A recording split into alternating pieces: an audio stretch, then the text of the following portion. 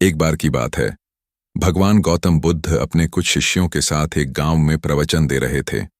वहां सैकड़ों लोग बैठे थे जो शांति और सच्चाई का मार्ग सीखना चाहते थे। बुद्ध बहुत ही सहज और शांत भाव से लोगों को समझा रहे थे। मनुष्य का असली शत्रु कोई दूसरा नहीं, बल्कि उसका अपना क्रोध है। भीड़ में एक व्यक्ति बैठा था। नाम था देवदत्त। वह बुद्ध की बातों से सहमत नहीं था।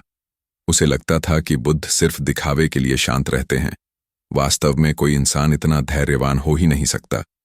उसने तय किया कि वह बुद्ध की परीक्षा लेगा। अगले दिन जब बुद्ध अपने शिष्यों के साथ रास्ते से गुजर रहे थे, देवदत्त सामने आया और बिना कुछ बोले बुद्ध को अपशब्द कहने लगा। उसने कहा, तुम झूठे हो, तुम पाखंडी हो, तुम्हारे जैसे लोग इस दुनिया को धोखा देते हैं। वह लगातार अपमानजनक बातें करता रहा। बुद्ध बस शांत खड़े होकर उसे देख रहे थे। उनके चेहरे पर हल्की मुस्कान थी और उनकी आंखों में न कोई गुस्सा था, न कोई प्रतिक्रिया। थोड़ी देर बाद वह व्यक्ति चिल्ला चिल्ला कर थक गया और चला गया। शिष्य यह देखकर बहुत क्रोधित हो गए। उन्होंने कहा, भगवान, आपने उसे रोक क्यों नहीं दिया? आपका इतना बड़ा अपमान हुआ और आप चुप रहे।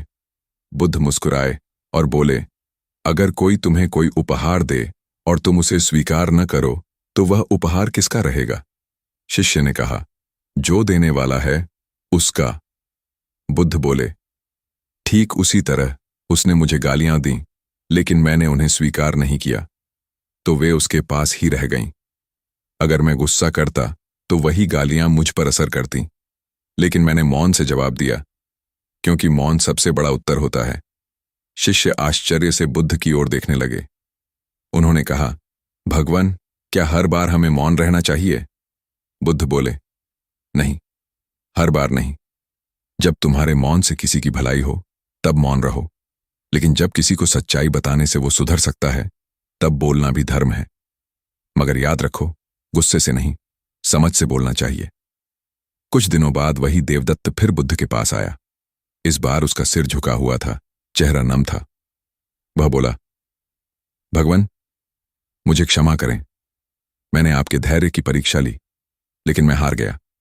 आप सच में उस शांति के प्रतीक हैं जिसे मैं समझ नहीं पाया।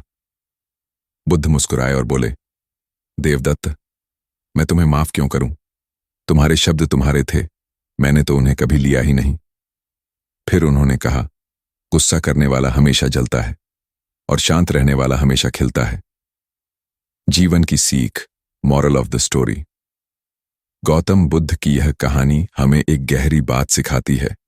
दुनिया में जो तुम्हें गुस्सा दिलाए वही तुम्हारा असली शिक्षक है। अगर तुम उस क्षण शांत रह गए तो तुम जीत गए। अगर तुमने प्रतिक्रिया दी तो तुम हार गए।